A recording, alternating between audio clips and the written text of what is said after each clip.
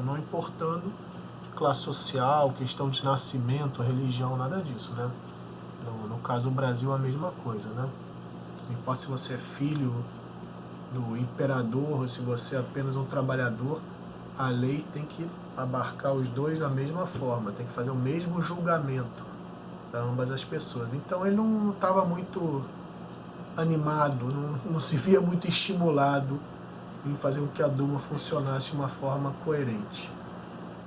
Então o Nicolau, o czar, né, Nicolau II, ele realiza várias formas de tentar sabotar essa Duma. Ele chega em dado momento a dar força, né, a apoiar um grupo conservador de direita, né, que seriam monarquistas, mas não seriam absolutistas. Quando ele começa a ver que a situação está saindo um pouco fora de controle, né, ele tenta fazer um golpe a essa Duma, né, acabar, fechar a Duma, o que ele não é, seria o partido dos cadetes, né, muitos militares, daí esse nome, né, e germânicos, germanistas, né, alguns também. Então ele começa a se unir com pessoas que até pouco tempo atrás não participavam muito desse governo do czar, porque ele começa a não ter mais alianças, começa a ver a luta revolucionária crescente, tá? Os operários fazem greves quase que diárias, né? As greves são cada vez mais longas, a Rússia está praticamente parada. A gente vê que a Rússia, depois de ter perdido a guerra com o Japão, eles entram também na Segunda Guerra Mundial e estão passando vexame contra a Alemanha, tá? A frente oriental alemã é muito mais forte, as forças alemãs estão sobrepujando os russos de uma forma avassaladora, tá? E claro que guerra, o custo militar é muito grande, né? Não só em vidas, mas questão financeira, né? A gente tem que prover alimento a esses militares, esses soldados, tem que prover armamento a esses soldados, então o custo é muito alto e a sociedade russa já não estava mais aguentando nesse momento. Então a população das grandes cidades, os camponeses, estão vivendo um momento de grande revolta, de grande aglutinação revolucionária, tá? Então tudo isso vai levando a uma instabilidade política, uma instabilidade da força, né, desse czar Nicolau II. A gente vai vendo, né, que no calor dos acontecimentos, ele, em dado momento, é apoiado, está até essas questões que eu estou falando, gente, está numa apresentação de PowerPoint que eu botei lá no Teams também para vocês, tá? Em documentos, depois a gente dá uma olhadinha lá, tá tudo lá, não tem erro não. É só até acompanhar ela pelo que eu estou falando, tá? Ele tinha um filho, né? O seu filho era hemofílico, não sei se vocês sabem que é hemofílico, mas hemofílico é uma pessoa que o sangue não costuma coagular facilmente. O que significa isso? Se a pessoa tem um corte, ela pode sangrar até morrer. O filho dele é Alexei Romanov, né? Filho de Nicolau II Romanov, Alexei, ele é hemofílico. Em dado momento, a princesa, a czarina, desculpe, acaba conhecendo, né, a imperatriz, vamos dizer assim, né, acaba conhecendo uma pessoa, um religioso, que passa a ter grande fluxo, né, grande trânsito dentro do clero da Igreja Ortodoxa Russa, e ele usa de determinadas técnicas de hipnose, né, como vamos dizer assim, um bruxo, um mago para a época, né, que seria o Rasputin. Esse Rasputin, na verdade, ao usar essa técnica de hipnose, ele, além de convencer muitas das pessoas com que ele conversava, seus interlocutores, né, através desse poder de hipnose, ele convencia as pessoas de que ele estava certo, de que a verdade estava com ele. Ele também conseguia fazer com que Alexei, o filho de Nicolau Romanov, cessasse os seus acessos de hemofilia. Se ele tivesse algum problema de sangramento, através da hipnose, a gente conseguia cessar o sangramento. A gente, no caso, o Rasputin. A imperatriz fica apaixonada por essa pessoa, né? Apaixonada no bom sentido, vamos dizer assim, né? Ela acha que essa pessoa tem poderes sobre-humanos, né? Rasputin, na verdade, é um ex-camponês, ele vem da Sibéria, tá? Uma pessoa, então, mais pobre, mas através de um contato, uma peregrinação no mosteiro, em 1827, para a gente ter uma ideia, ele passa a ter essa iluminação e passa a representar uma entidade, vamos dizer assim, né?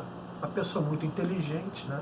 Apesar de não ter muito conhecimento erudito, não ter a formação educacional, é uma pessoa muito esperta, muito inteligente, uma inteligência emocional muito grande, e ele consegue fazer, né, esse meio de campo, essa intermediação para se chegar até essa família imperial. Nessa família imperial, ele passa a ter um poder cada vez maior, principalmente após a saída do Nicolau II para a frente de batalha próxima à Prússia, a atual Alemanha, né, onde os russos, desculpem, estavam sofrendo bastante. E o Rasputin passa a ter quase um poder de primeiro-ministro, vamos dizer assim, um chanceler, devido à fraqueza da imperatriz e devido ao seu poder de convencimento, né, principalmente em relação a essa imperatriz, e principalmente graças a toda a complexidade social russa, que a gente já falou, né, a pobreza muito grande dos camponeses, dos operários, das ruas, né, das cidades russas, numa indústria nascente nesse momento. Então, a gente vê que ele parece que cai com uma luva nessa situação, que as pessoas precisavam de um salvador, precisavam de uma pessoa que pudesse fazer um milagre, né? Ele era uma pessoa alta, uma pessoa que era afeito a uma ideologia bastante complicada de se explicar, mas ele achava que através do pecado a gente ia chegar à redenção. Então, para muitos, ele é classificado como um devasso, tá? Ele acaba tendo muitas, vamos dizer assim, namoradas, né? Dizem até que ele namorou a imperatriz.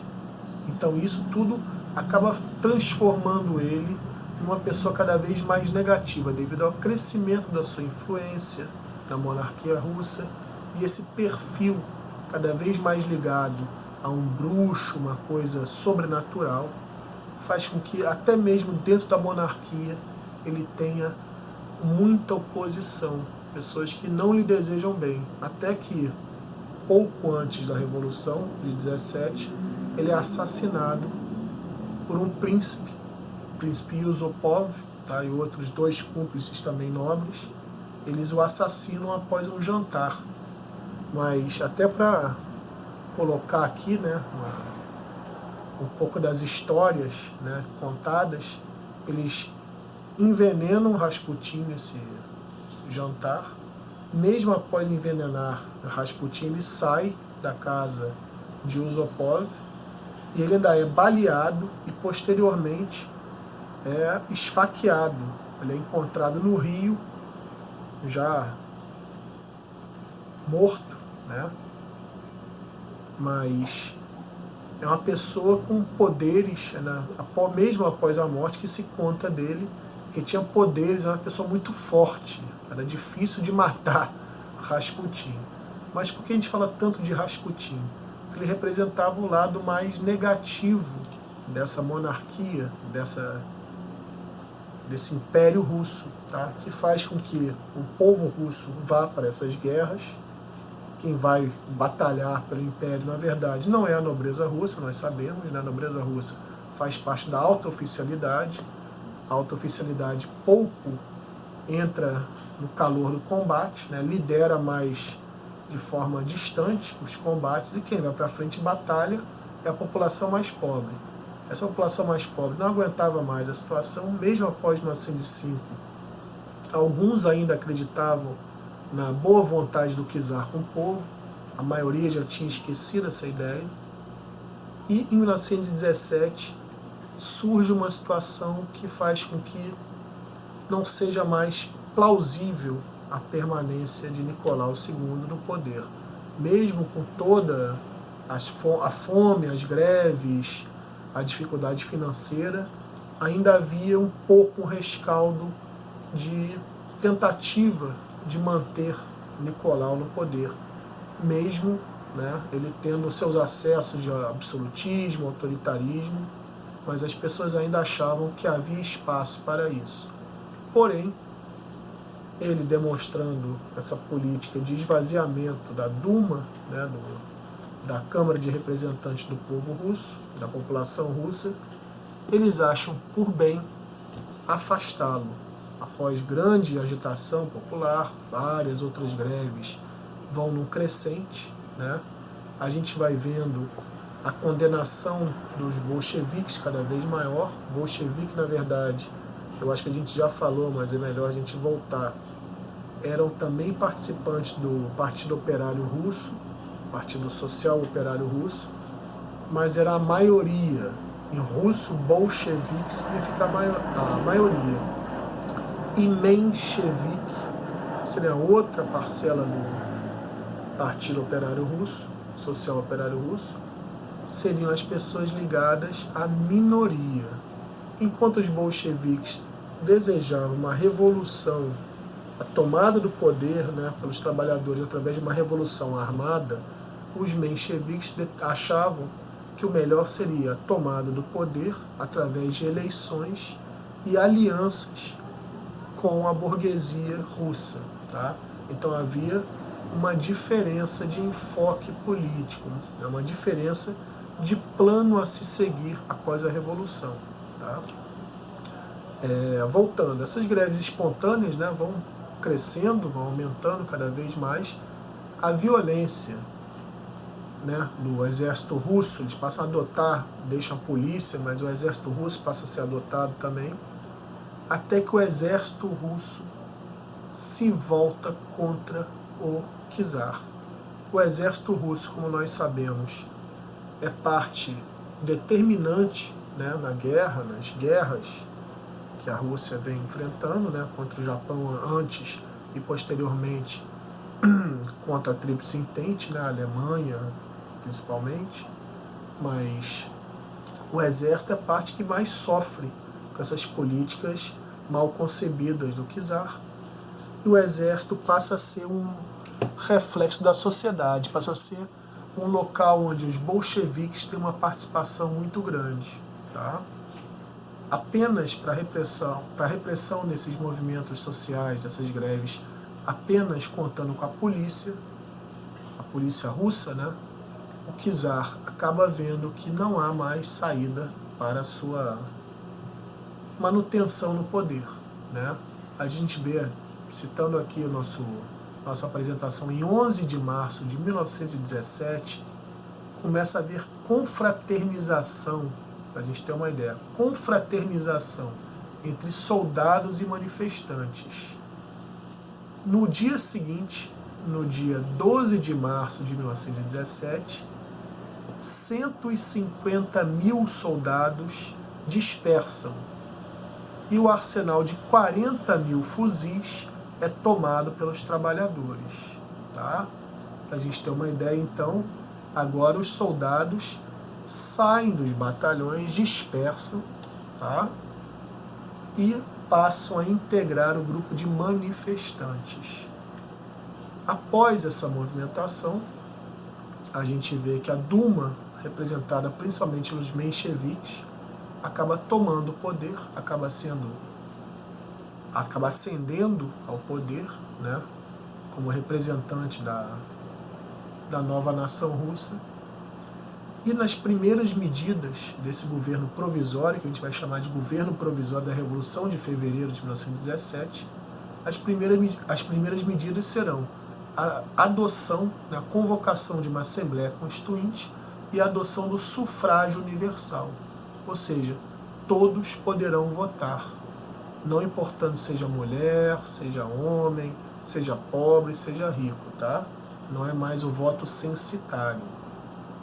O problema é que, com o encaminhar dos acontecimentos, né, com a elaboração da Constituição e tudo, começa a haver um conflito cada vez maior entre mencheviques e bolcheviques. Tá? Os mencheviques, na verdade, vão tentando fazer aliança com todos, mas começam a ficar pender cada vez mais ao lado da burguesia russa, tá?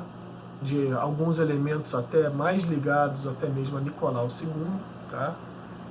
Ou seja, passam a fazer uma política mais de centro-direita, enquanto os sovietes ou os bolcheviques passam a achar que não se pode fazer concessões. Tem que haver imediata melhora de condição de trabalho no campo e nas fábricas, reforma agrária e o fim, a saída da guerra, o fim da guerra para a Rússia. Tá? Então, o lema deles era paz, terra e pão. Paz na guerra, terra com a reforma agrária e pão para todos, para que todos tivessem acesso à alimentação. Tá? Essa seria a política dos sovietes, dos bolcheviques nesse momento, que, para dizer a verdade, em julho, os bolcheviques, propriamente ditos, são colocados na ilegalidade, tá?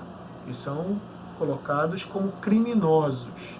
Então, o Partido Bolchevique, a ala bolchevique do Partido Social Operário Russo, tem que ser colocada na clandestinidade. Eles não podem permanecer oficiais, indo à Câmara, nada disso, tem que se esconder.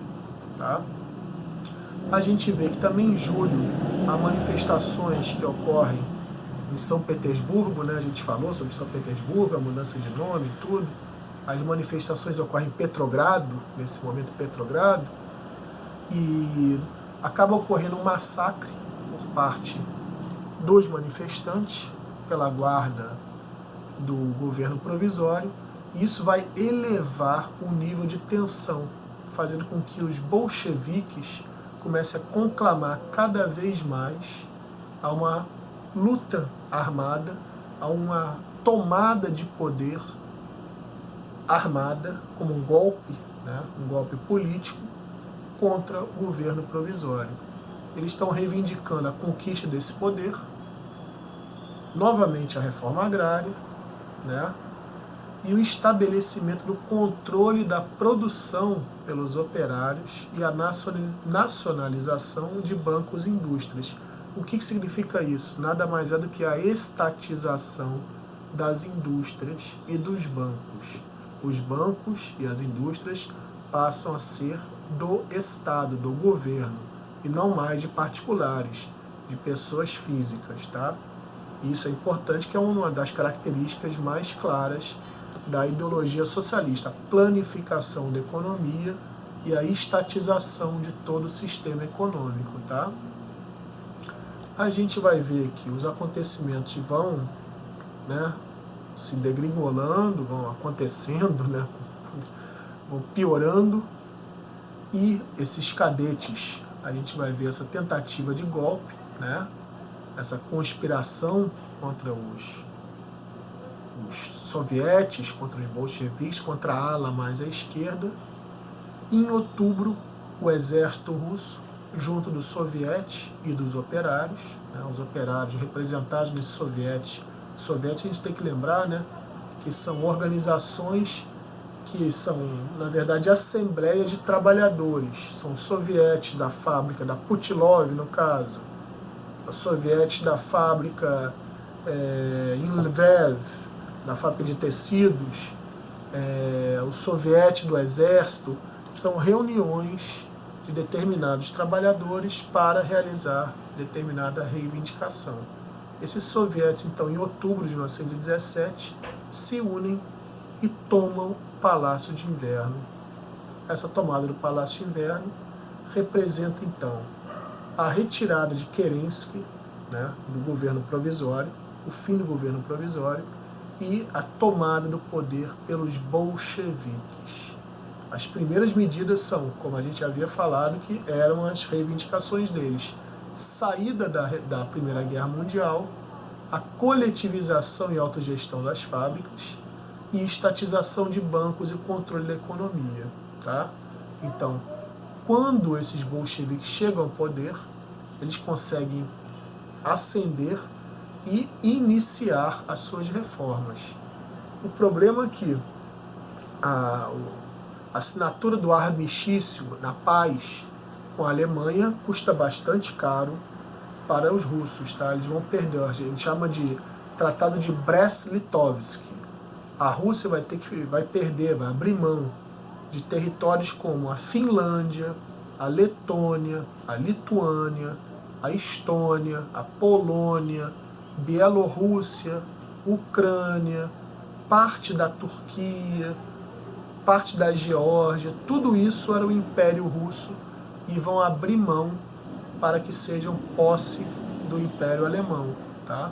E outras, pesada indenização monetária, assim por diante. Então é bastante prejudicial para os russos essa saída da guerra, mas ao mesmo tempo a gente cessa o gasto tanto humano, perda de vidas, quanto também econômico de gastos com a guerra. Tá? O problema é que essas medidas socializantes, né, estatais, estatizantes do governo, vão acabar tendo bastante oposição pela burguesia, né, feita pela burguesia russa, e também pelas outras nações capitalistas do mundo. Essas nações capitalistas, com a ajuda da Igreja Ortodoxa, das pessoas mais ricas da Rússia, dos aristocratas, né, dos monarquistas, eles vão se reunir, financiados pela França, pela Inglaterra, pelos Estados Unidos, pelo Japão. Eles vão se reunir, que a gente vai chamar de Exército Branco, e vão tentar, a gente vai chamar de Exército Contra-Revolucionário, né? Vão tentar dar fim a essa revolução. Tá? Aí vai acabar gerando o que a gente vai chamar de Guerra Civil Russa, que é muito importante também. A gente vai ver a formação do Exército Vermelho por parte dos bolcheviques, liderado pelo Trotsky, desculpem. Lenin é o presidente da Rússia, o chefe do Politburgo. O Trotsky é o chefe do Exército Vermelho. Tá? E o Exército Vermelho vai acabar sendo vitorioso após anos de batalha, jogando a Rússia cada vez uma crise maior, mais forte. Tá? Mas após anos de batalha, os russos, o Exército Vermelho, acaba expulsando esse Exército Branco, os monarquistas e assim por diante, após o assassinato de Nicolau II também, e a Revolução acaba sendo vitoriosa, finalmente. Tá? Tudo isso a gente acabou dando de uma forma bem sucinta, bem rápida, bem dinâmica, para a gente poder dar cabo de uma matéria que, na verdade, deveria ser estudada durante, no mínimo, um semestre de nossos anos. Tá? Mas vamos dar uma olhadinha nisso depois. Lá na plataforma do Teams tem essa apresentação e tem essa atividadezinha também que eu passei, essa tarefazinha que eu passei, que é para entregar hoje, tá, gente? Eu não sei nem se eu consigo depois passar para uma outra data, mas